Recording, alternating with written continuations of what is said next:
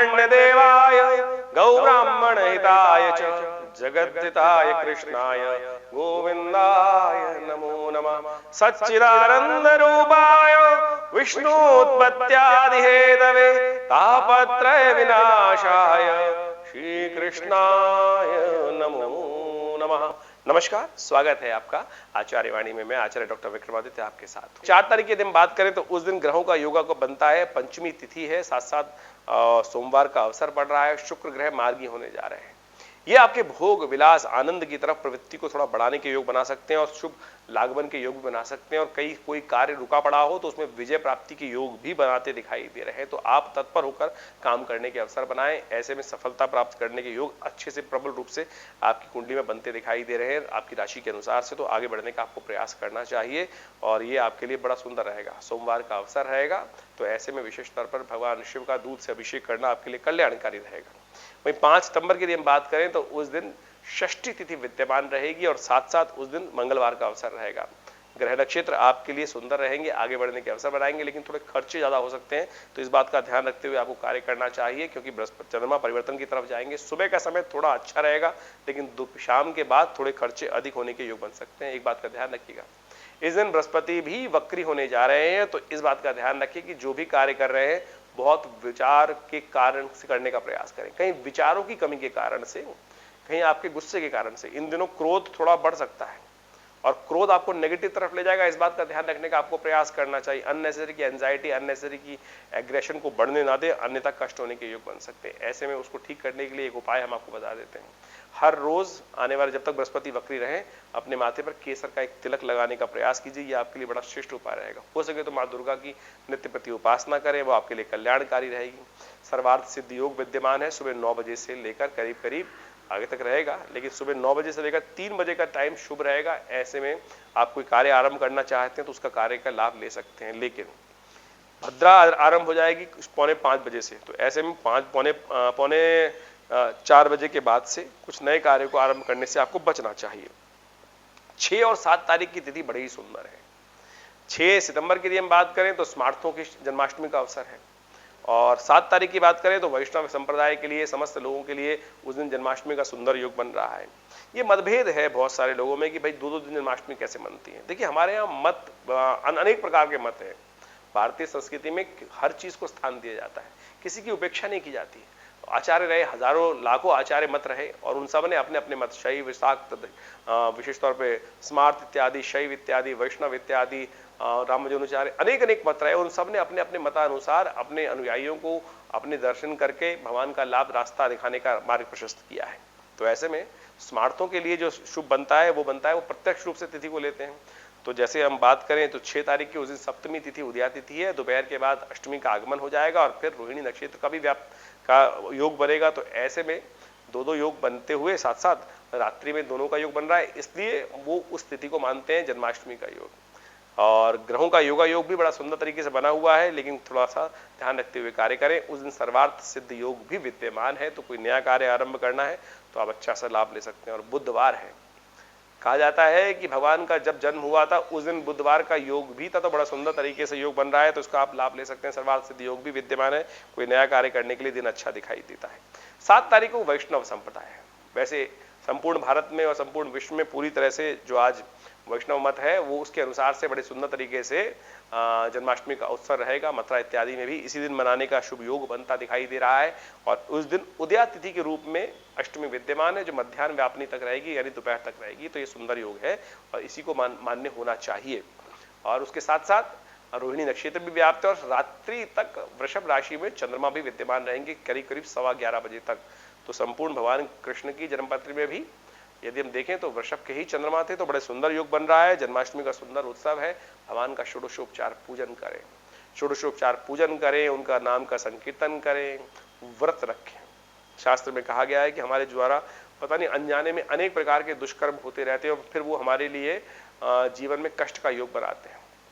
उन सब से निवृत्ति के लिए एक मार्ग बताया गया है शास्त्र में, व्रत का मार्ग, उपवास का मार्ग।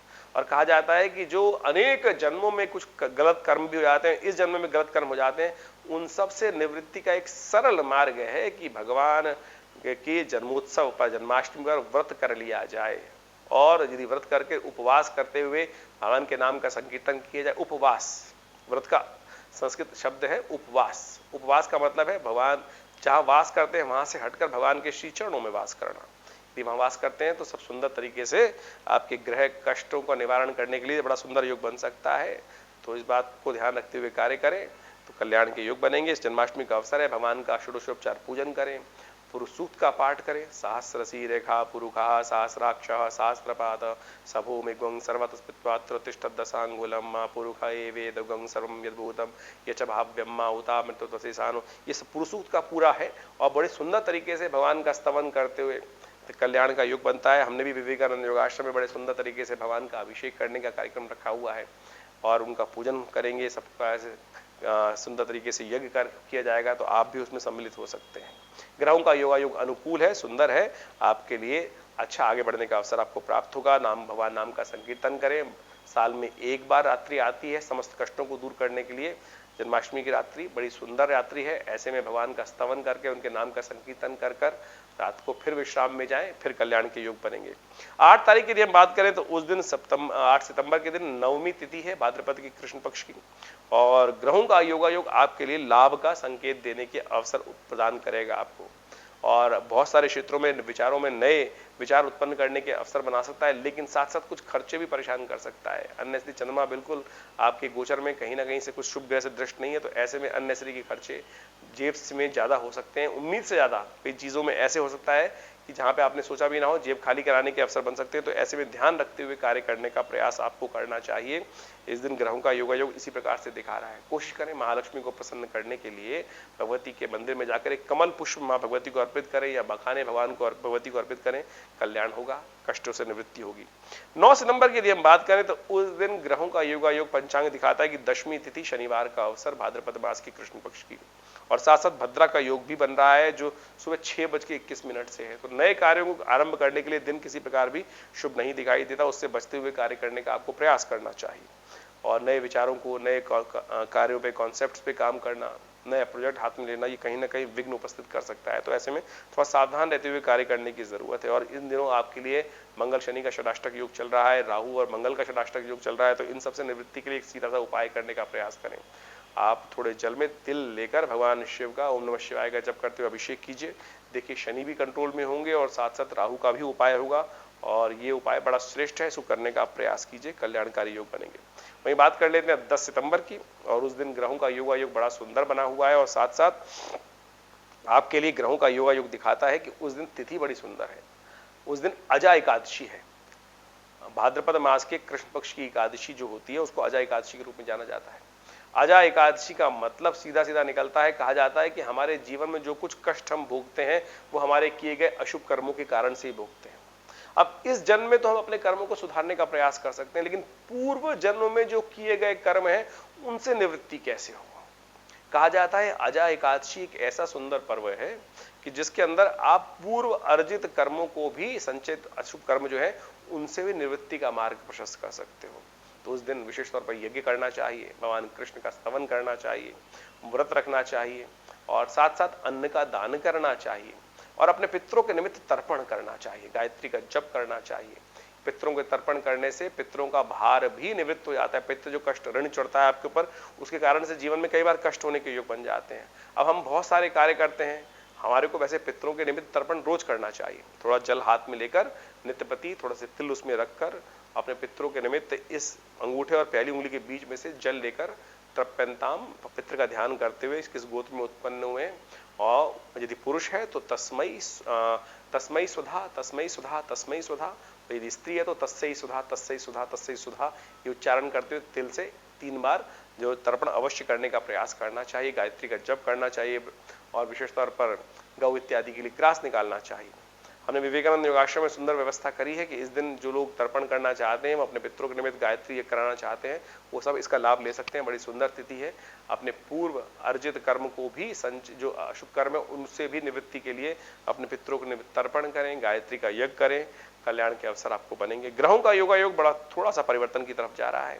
सुबह का समय आपके लिए थोड़ा सा पॉजिटिव रहेगा, लेकिन जैसे दिन चढ़ेगा थोड़े से कष्ट खर्चे आपके बढ़ने के योग दिख सकते हैं। थोड़ा सेहत का भी ध्यान रखने की जरूरत है।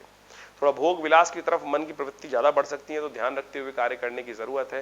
कुछ उपाय करते हुए कार्य करेंगे तो बहुत सुंदर रहेगा। सबसे श्रेष्ठ उपाय है कि आज सात्विकता का उदय मन में हो और आप व्रत रखें और भगवान सूर्य को जल देकर दिन को आरंभ करें तो कल्याणकारी अवसर रहेगा। ओम नमो भगवते वासुदेवाय इस मंत्र का जप करें, कल्याण होगा।